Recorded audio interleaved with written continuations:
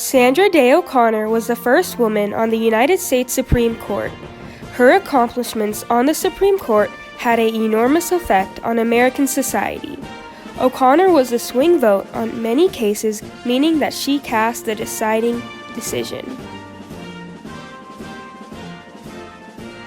In the case of Planned Parenthood of Southeastern Pennsylvania versus Casey, O'Connor was a swing vote and upheld the idea in the previous case of Roe v. Wade.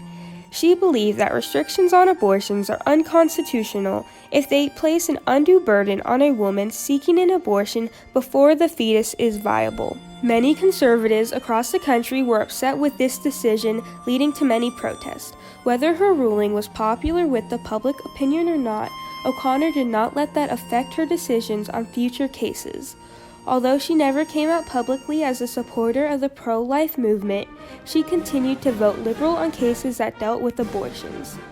Her ruling proved to be influential on women's rights across the United States.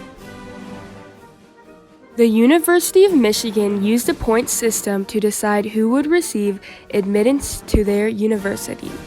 Points were based on a criteria like race, color, gender, and grades. A student's color would receive the most points, particularly if you were from Hispanic or African American descent. Students that did not fall into this category felt this decision method was unfair since academics weighed less than race. O'Connor supported the University of Michigan's use of affirmative action, which is a policy that takes into account an individual's color, race, gender, religion, or national origin to increase opportunities provided to an underserved part of society. She did agree that universities like the University of Michigan that use the point system could consider a new way of scoring students. O'Connor's ruling continues to influence affirmative action in universities today.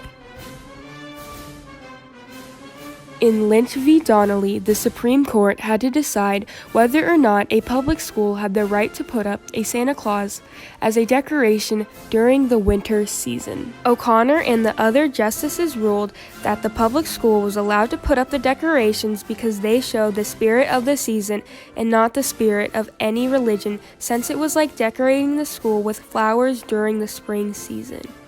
Many people believe that O'Connor had a bias on this subject because she was Christian herself. Luckily for them, O'Connor rarely had a bias on any religious subject. After the 2000 presidential election, the vote count in Florida was disputed. This case escalated to the United States Supreme Court. The case of Bush v. Gore settled this recount dispute by voting 5-4 to permanently cease the recount of the votes in Florida.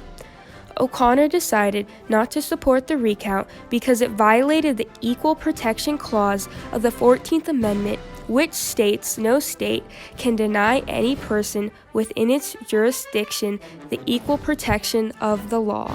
The majority of the Supreme Court justices felt that Florida's Supreme Court's decision to recount the votes created a new election law that was not equal.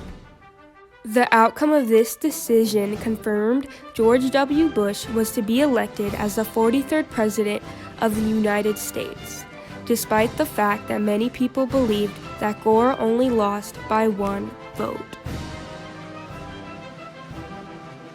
Sandra Day O'Connor will always be known as the first woman to serve on the United States Supreme Court. By doing this, she was able to accomplish the unthinkable task of breaking the barrier between men and women in the workplace by not backing down to a challenge even when it seemed impossible. Before O'Connor, women were thought of as less, but because of her actions, she allowed women across the globe to be respected and thought of as equals. To this day, she remains an inspiration for many people across the country and even the world. In 2009, Sandra Day O'Connor received the Medal of Freedom, presented to her by former President Barack Obama, because he and many others believed that she was one of the most influential women in all of history.